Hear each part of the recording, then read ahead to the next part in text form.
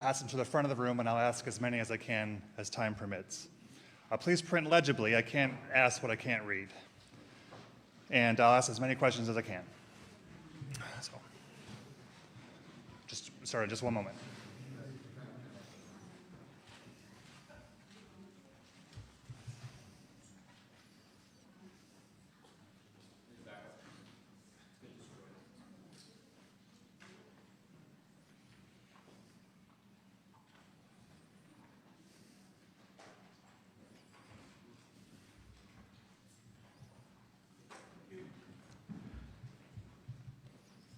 Okay. Good afternoon, everyone, and welcome to the National Press Club, the place where news happens. I'm Kerry O'Reilly, co-vice chair of the Press Club's Events Committee, and I'm also a senior managing editor at Sightline Media Group, publisher of Defense News and Military Times. We're delighted today to welcome India's main opposition leader, Rahul Gandhi, who heads the Indian National Congress Party. In March, a court in India's Gujarat state sentenced Mr. Gandhi to 2 years in prison for defaming Prime Minister Narendra Modi. While he was granted bail and remains free on appeal, India's parliament expelled him from the legislature where he had served for 19 years. The defamation case stemmed from a 2019 campaign speech in which Mr. Gandhi referenced the Prime Minister's surname, Modi, in connection with two high-profile criminals with the same last name. How come all these thieves have Modi as their common name? He asked. A legislator from the Prime Minister's party, also with the last name Modi, sued. The Gandhi family name is synonymous with a political dynasty that has produced 3 prime ministers so far. Rahul Gandhi is the son and grandson and great-grandson of legendary politicians. Both his father, Rajiv Gandhi, and his grandmother, Indira Gandhi, were assassinated. Their party, the Indian National Congress, ruled India for most of the years since the country's independence. But the once unshakable Gandhi dynasty may have met its match in Mr. Modi, who crushed the traditional ruling party in a 2019 landslide. Mr. Gandhi will challenge Mr. Modi again when elections are held in 2024. Many people in India and around the world have voiced concern about Mr. Modi's consolidation of power in the world's largest democracy. Mr. Gandhi has emerged as one of Mr. Modi's fiercest critics, accusing him of using the power of his government to silence opposition candidates, journalists, and organizations such as Amnesty International and Oxfam. Yet Prime Minister Modi appears poised to win a 3rd term. Morning Consult's Global Leader Approval Rating Tracker ranks Mr. Modi as the world's most popular leader. Data collected the week of May 17th shows him with a 77% approval rating. By comparison, President Joe Biden clocks in at 41%. Today, we welcome the opportunity to hear from Mr. Gandhi's perspectives on the state of India's democracy. Please join me in giving a warm National Press Club welcome to Mr. Rahul Gandhi.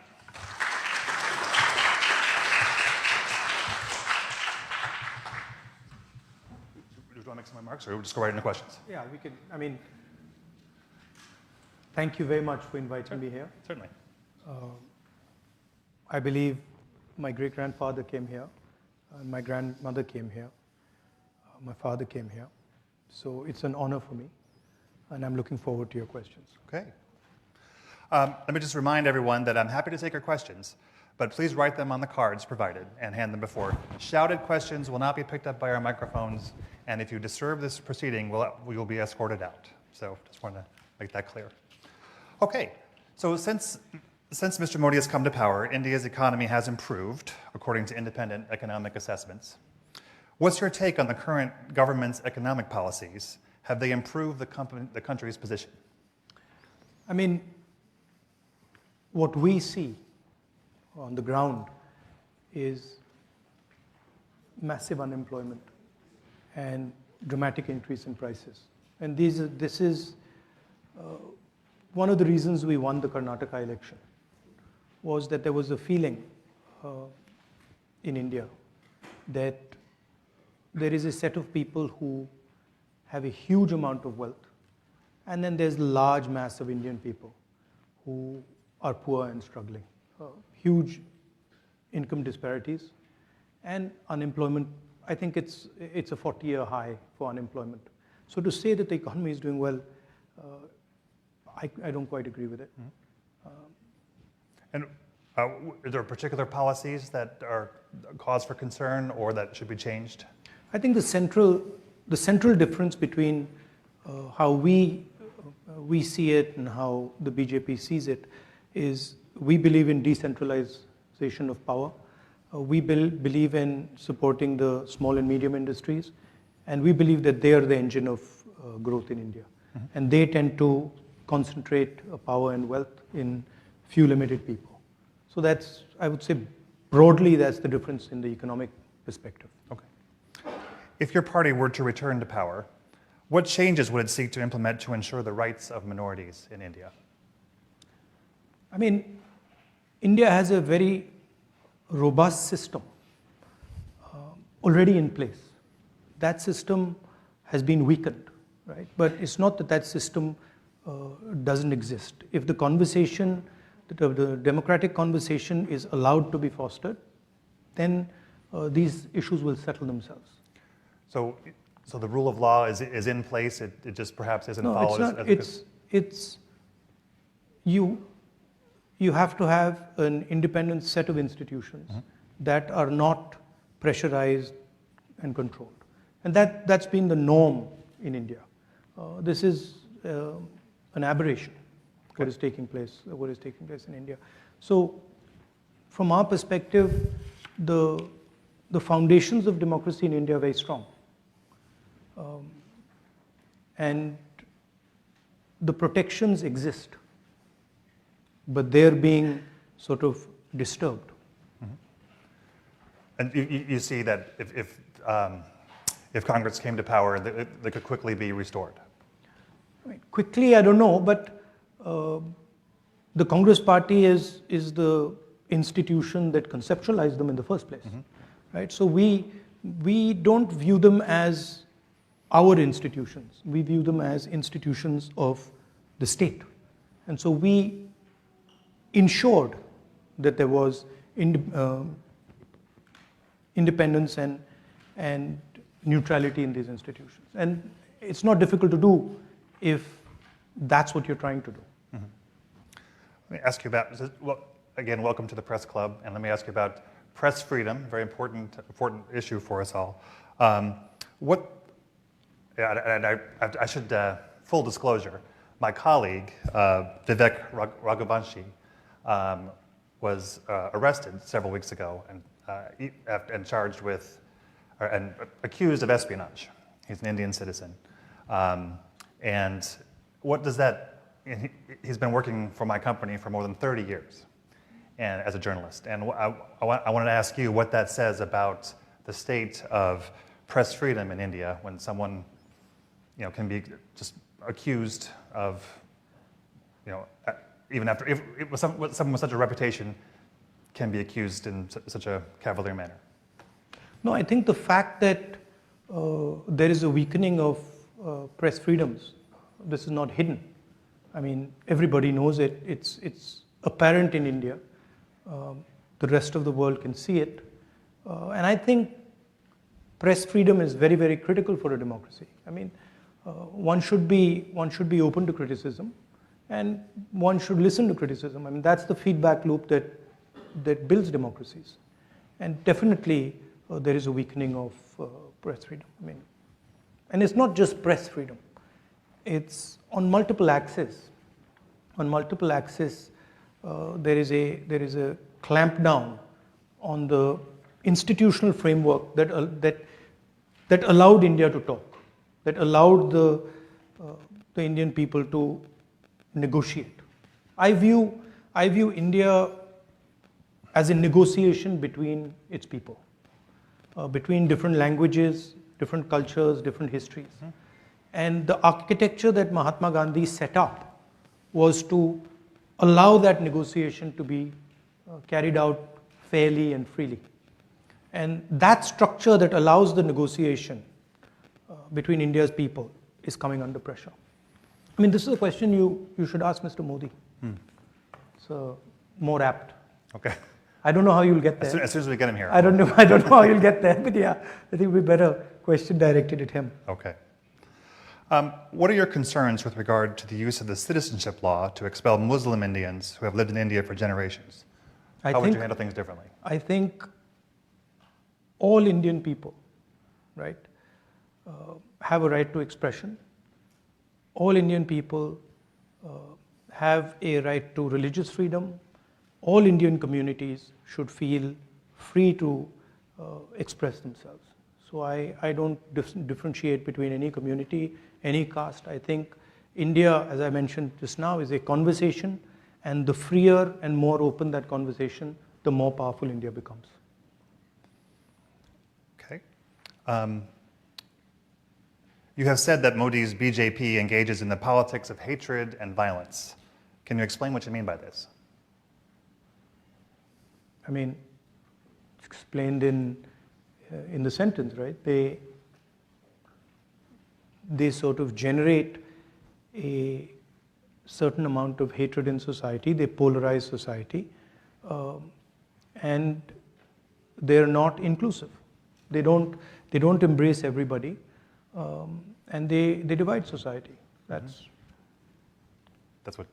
yeah, and that's damaging in my view to India, because India has always had a tradition of conversation, of openness. All our great leaders, spiritual, political, Mahatma Gandhi, Buddha, all of them promoted harmony, promoted peace, promoted conversation. So it's in our culture, it's in our history to sort of bring people together and have these dialogues. So that's, I think it's a difference in ideology between us and the BJP. Mm-hmm. We feel India should be allowed to express itself, and we feel that political leaders should be comfortable in sort of being questioned, and should learn from that questioning. Mm-hmm. So, I mean, it's just a difference in viewpoint. For such a divisive figure, Modi maintains very high levels, in fact, worldwide high levels of popularity. Why do you think that's the case? Why do so many Indians support the Modi government? I mean, there is a definite capture of the institutions of the country. There's a definite capture of the press in the country. I'm not convinced that, I don't believe everything I hear. I walked across India, walked from Kanyakumari to Kashmir, and talked directly to millions of Indian people, and they didn't seem very happy to me. And they were very clear that there were serious issues with regards to unemployment. There was massive price rise. So there was an angst in the people. Now, and look at the Karnataka election, and wait and watch the next 3 or 4 state elections. Mm-hmm. That, I think, is a better indicator of what's going to happen. You're here in Washington. Washington has a cozying up, if you will, to the Modi government. Do you feel like this is a mistake? Do you feel like this is not a the U.S. should pursue? Who am I to advise? Policies? Who am I to advise Washington on what they want to do? Mm-hmm. I mean, it's their choice. They have to decide about these things. It's pretty clear from our perspective where we've got to go. There are certain values that we protect, and we're very serious about protecting those values. As I said, the conversation between the people of India, the idea that all Indians should have space, equal expression. These are things that for us are non-negotiable, and we fight for them, and we pay the price. Mm-hmm. I have a comment from the audience here. What is your reaction to Prime Minister Modi's statement that not an inch of land has been lost to the border with China? And can you talk about India's relationship with China and how it's changing? I mean, the fact of the matter is China is occupying our territory. It's an accepted fact. I think 1,500 square kilometers, land the size of Delhi, is occupied by them. And I think, It's absolutely unacceptable. Prime Minister seems to believe otherwise. I don't know. I mean, maybe he knows something we don't know. I'm going to ask about Kashmir. India is positioning Kashmir as a tourist destination, while certain populations are persecuted. Do you see this as the path to prosperity for that region? No, I think everybody in India has a democratic right. Every single person in India should be allowed to be part of the conversation. I think there are things that can be improved in Jammu and Kashmir with regards to that conversation, and we are committed to improving the conversation, the democratic conversation in Jammu and Kashmir. Says you talked about secularism and democracy while opposing the Hindu party BJP. However, Congress in Kerala has been in alliance with the Muslim party, Muslim League in Kerala, the state from which you were MP for more than, the state you are the MP for more than 70 years. Muslim League is a completely secular party. Right. There's nothing non-secular about the Muslim League. Questions are a little disjointed. Sorry about that. Yeah, I think the person hasn't studied the Muslim League. Back to politics. How united is the opposition in India, and why isn't Congress supporting Kejriwal on the ordinance issue? Well, that's an internal discussion we are having. The opposition is pretty well united, and I think it's getting more and more united. We are having conversations with all the opposition, and I think quite a lot of good work is happening there. Okay. Yeah.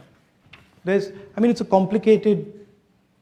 a complicated discussion because there are spaces where we are competing also with the opposition. Mm-hmm. So it's a little bit of give and take is required, but I'm confident that will happen. Okay. So given the electoral strength of the BJP, would Congress now be willing to consider being part of a coalition government that it does not lead? Well, these are questions that need to be asked to the Congress president because he's the decision maker. I think the Congress party will do very well in the next election. Mm-hmm. I think it'll surprise people because I think there is a hidden undercurrent building, and I think we'll surprise people. And I'm not entirely convinced about this idea that Mr. Narendra Modi is going to win the 24 elections. I think it's not as simple as people make out. If you just do the math, a united opposition will defeat the BJP on its own, mm-hmm. without any, electoral math. What can the international community, what role is there for the international community in to prevent a slide towards authoritarianism? It's our job, right? It's our business, and it's our work to fight the battle for democracy in India. Mm-hmm. And it's something that we understand, we accept, and we do. But the thing to remember is that Indian democracy is a global public good because India is large enough that a collapse in democracy in India will have an impact on the world. So that's for you to think about how much you value Indian democracy. But for us, it's an internal matter, and it's a fight that we are committed to, and we're going to win. President Biden will host Prime Minister Modi for an official state visit later this month. The White House said in a statement the visit will strengthen both countries' shared commitment to a free, open, prosperous, and secure Indo-Pacific, and deepen strategic partnerships in defense, clean energy, and space. What impact do you see the visit having? Let's see what happens. Let's see what happens in the visit. I think let the Prime Minister come here and let the visit take place, and then let's see. I don't want to sort of prejudge this. Mm-hmm, mm-hmm. Yeah, but I do think the relationship between India and the United States is very, very important. I think it's also important that we broad base the relationship. It's important to have a defense relationship, but I think we need to also consider other areas, and we need to have a vision for other spaces other than defense. Mm-hmm. Do you see India as a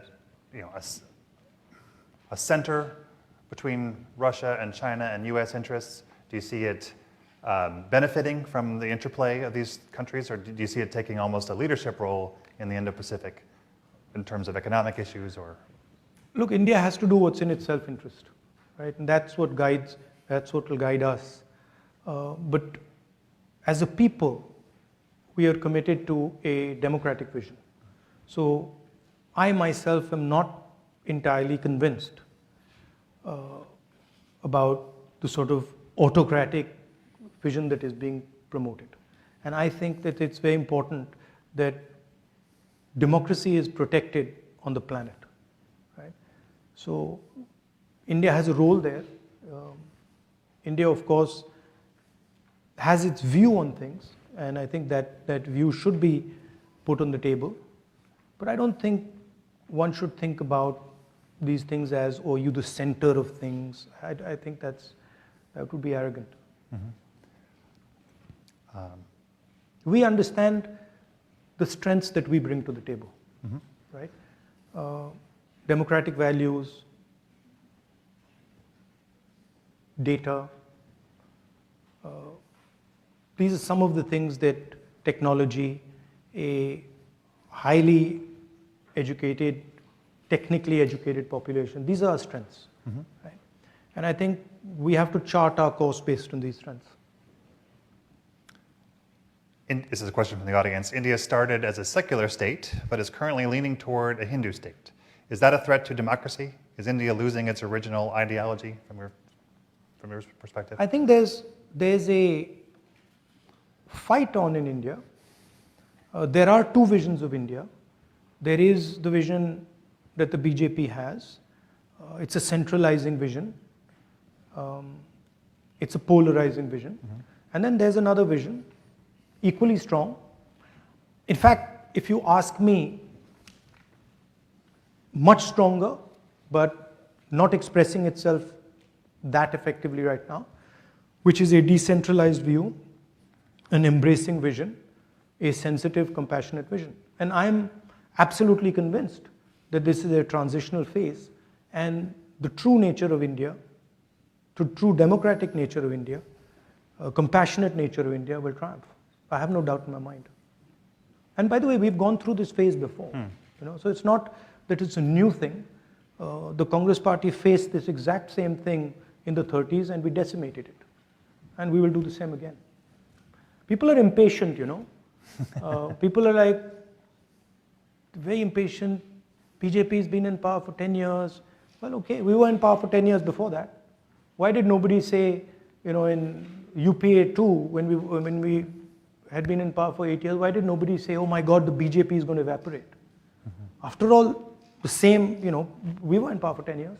So there is a tendency for the media to sort of exaggerate these things. There are reasons for it also. But we are committed to the democratization of India. And we are committed especially to the emancipation of the poor people of India, the lower castes, backward castes, these communities. Mm-hmm. I think I heard you say you described the media in India as somewhat captured by the powers that be. Yeah, I think you could remove the word somewhat. Somewhat. If your party comes to power, what steps would be taken to free up that press and make it less co-opted? You don't really need to do much. Mm-hmm. You need to just stop interfering and stop pressurizing. And if you look at the UPA period, we didn't interfere, we didn't pressurize, and it worked perfectly fine. Mm-hmm. So if the leadership of the country decides that a free press is valuable, then it'll fall into place. Got a question for you on Bangladesh here. How do you view Bangladesh's situation as the country struggles for democracy, voting rights, freedom of expression, and human rights? No, I think, Bangladesh is a friend of India. But it's for Bangladesh to decide these things. It's not my place to tell Bangladesh how they should live their life. Okay. Let's see. It says, this is another question from the audience. In 9 years of BJP rule, India has become as a 3.5 trillion rupee or dollar economy. India is one of the most, and yet India is one of the most impoverished countries. So how do you see India addressing its many problems?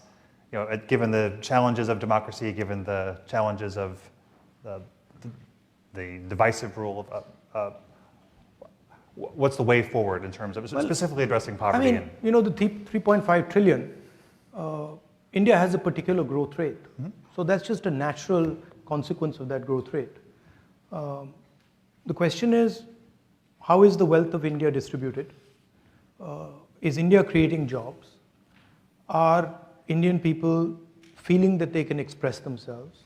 Are they happy? Is there general tranquility in the country? Congress Party has a record for doing this. We've done it for many years.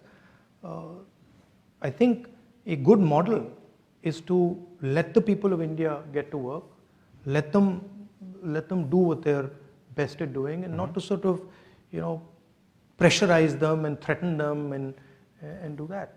There's a historical record for this. After all, India did extremely well in the early 2000s. Mm-hmm. What do you see as the main drivers of... There's a cost. You see, there's also something that people don't realize is that there's a massive economic cost to this disharmony, mm-hmm. right? To this non-conversation. That filters out, right? So saying that Indian economy is doing well, that doesn't take in the full picture. What are the other costs that you're creating? Mm-hmm.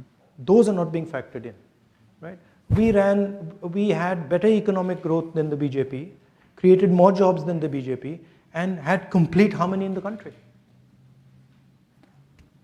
What do you see as the biggest drivers of the economy in the short term, in the years ahead, in the coming years? I think what the BJP's policies have done, particularly demonetization and what we consider to be a flawed GST, they have weakened the small and medium businesses in India. And we believe that the small and medium businesses are actually the backbone of economic activity in India. If you want to create jobs, if you want to have a 21st century economy, you have to empower these people, mm-hmm. and turn them from being small and medium businesses to large businesses. So in our mind, it's taking these businesses and scaling them up and having hundreds, if not thousands, of these businesses become large businesses. So that's where we fundamentally differ with mm-hmm. the BJP. They believe that you don't need these small and medium businesses, that you can build the Indian economy with 3 or 4 huge, massive businesses. Unfortunately, having 3 or 4 massive businesses doesn't translate into jobs. It can't. Mm-hmm. So that's really at the heart of the difference between the two visions. And you can see it. So, the growth during the UPA period was much better than the growth now. And there's massive levels of unemployment in India now. And it's a real problem because our people, they need to be put into productive activity. Mm-hmm. It's a huge waste of the most valuable resource on the planet. Can India go it alone to build those small, medium, and small businesses, or do they need more open to outside investment? No, I think the United States, that's when I was talking about broad basing the relationship. I was talking about that the United States and India have synergies that if they come together can be very powerful. What we are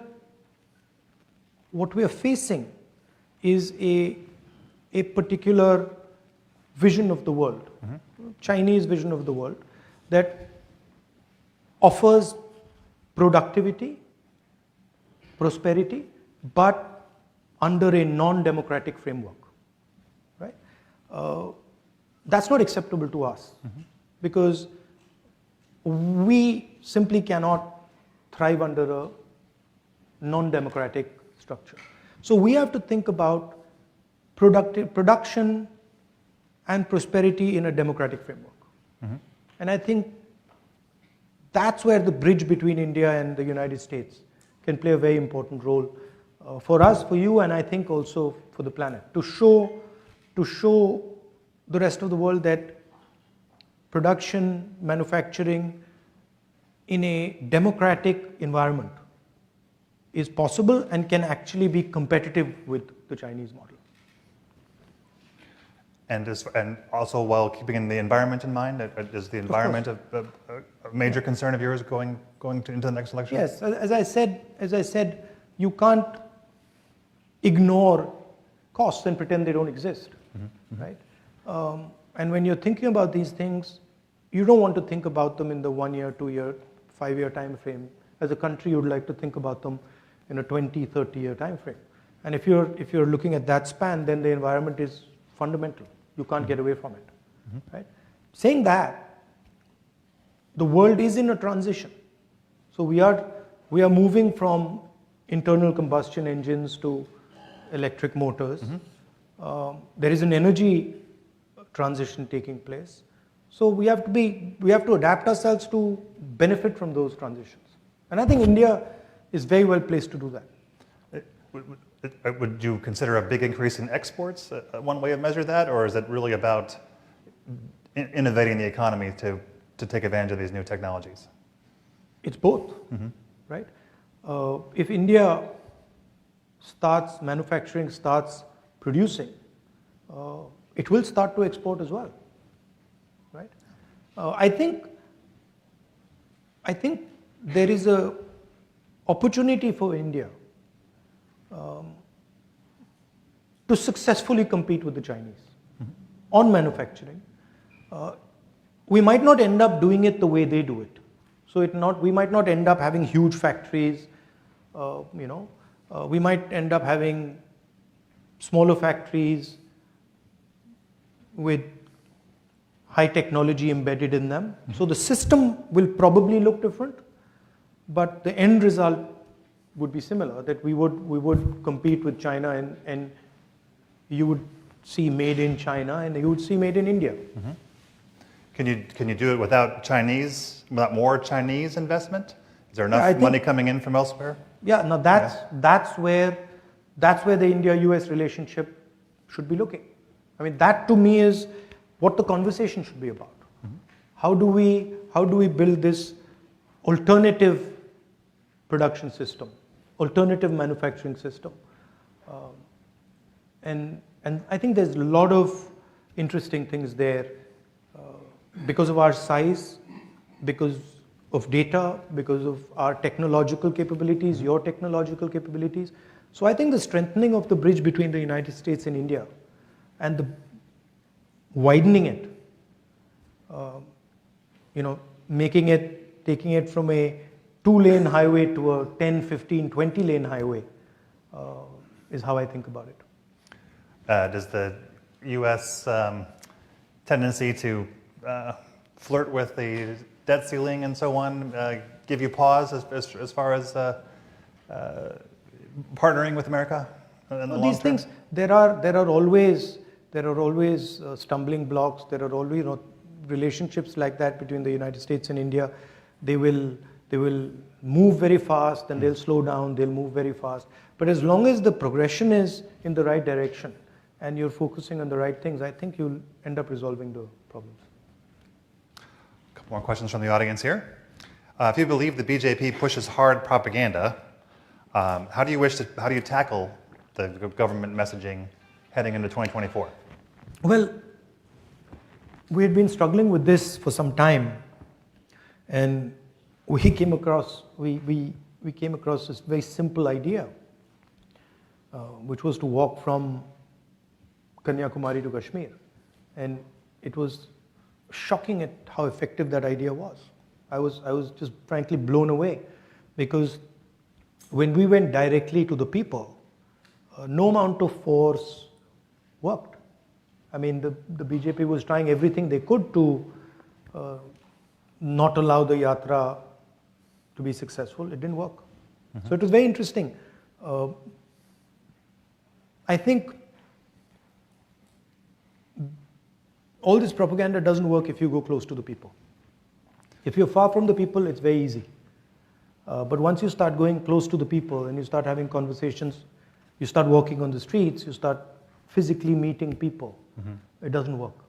It's quite a revelation to me. And I think it sort of made me understand what Mahatma Gandhi was doing with, the Champaran movement or the Dandi March. I think, as I was saying in Stanford yesterday, in the West and in India, there is a distance between the people and the political class. And I think that's where the propaganda comes into play. If you bridge that gap, it's very difficult. But can you get your message out with the media? We got the message out with yes. the yatra in an explosive way. I mean, fantastic. So the people of India are hearing your message? Loud and clear. Yes. And I mean, it's obvious. It's obvious to every single person in India that the yatra, the message of the yatra, India needs to stand united, India needs to work together, resonated with BJP people. Some days back I was somewhere and I had one of the spokesmen of the BJP who just bumped into me, and she said that this was a very powerful thing that you did.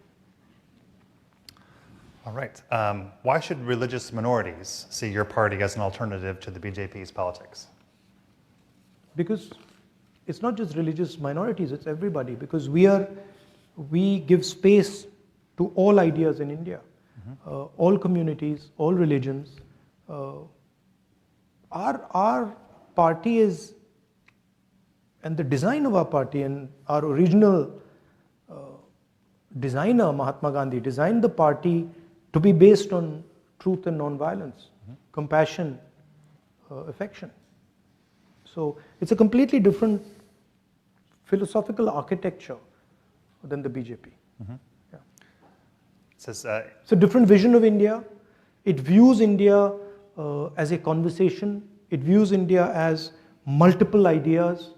It's a bit like, the melting pot idea in the United States, where everybody comes together and you have a conversation, and then you negotiate.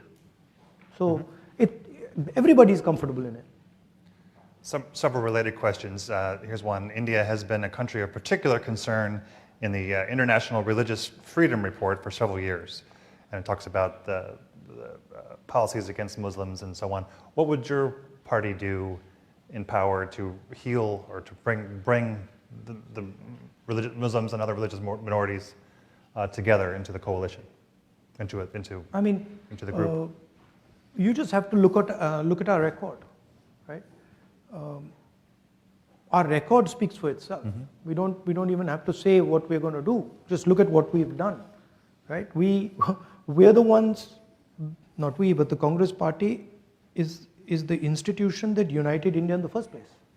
That fought the British, defeated the British, and built the entire architecture for this conversation. So it's in our DNA. We are committed to this.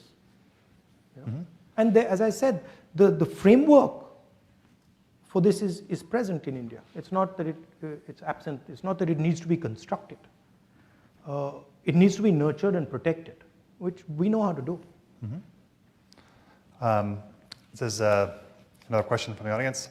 So is the way you were disqualified from parliament and what is happening in Pakistan, do you see any similarities here, and what does that say about politics in the region?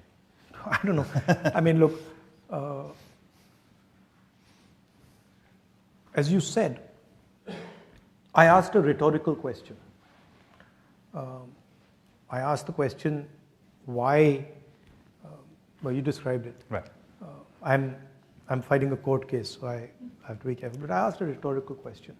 And I'm the first person in India to be given the highest punishment for a defamation case. It's the first case, I'm the first person in Indian history since 1947, right? Nobody has been given the maximum sentence on defamation, and that too on the first offense, right? So that should explain what's going on to you. And my disqualification happens quite interestingly after I make a speech about Mr. Adani in Parliament. So you can do the math. Let's see. But you know, my disqualification is not really, it's okay, it's not the most important thing. The most important thing is the thousands and thousands of other voices, civil society, government, bureaucracy, who are being frightened into submission. That's much more important to me than my disqualification. My disqualification in many ways is an advantage for me. How so? Because it opens up completely new spaces for me. You know, it allows me to completely redefine myself. And I think they've given me a gift, frankly. I don't think they realize it, but they have. Politics is not linear. You know, it's like, it can suddenly go off into another direction. It's asymmetric. So I think they've given me a gift. It's not apparent right now, but I think they have. Several.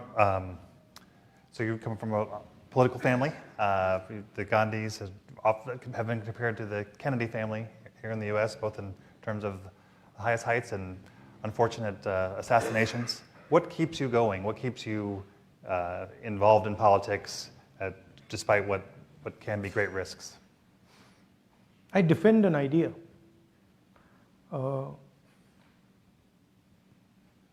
I love the people of my country. In particular, the people who are struggling. I have a bias towards them. And I completely empathize with their struggle. It disturbs me when I see the pain in India. And I have no choice, because that creates a response, emotional response in me that I can't fight. So it's just natural. And also, I've grown up with a sort of narrative about my country, Gandhian narrative of what the country is, what it should look like, what is important. So that's what drives me. I'm not concerned really about, threats of violence and assassination and stuff. Everybody's got to die, So, that's what I learned from my grandmother and my father. So, you don't back down because of something like that. Here's a question that just in. India's relationship with Russia has been controversial since the war in Ukraine began. How would Congress administration handle this relationship or the situation in Ukraine differently? I don't know if you like my answer, but I think similar to how the BJP would or did. We would be responding in a similar way to BJP. Yeah. Okay. Because we have sort of a relationship with the Russians that it can't be denied. It is there. So I think our policy would broadly be similar. From your perspective, has the relationship with Russia changed since the war in Ukraine began?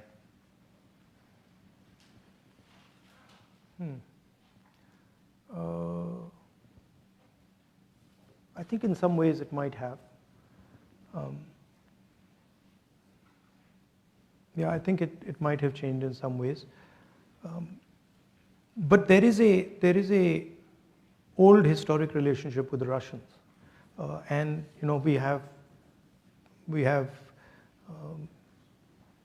we buy weapons from them. So there are also those type of reasons for this. Mm-hmm. Yeah.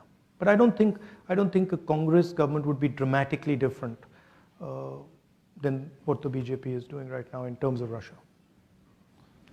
Got time for a couple more questions. Let's see. You've asked a lot, huh? Oh, yeah. You've got through a lot. Stack. There's a lot of interest here in you, sir. You've compared. So I'm going to butcher these names. Please forgive me.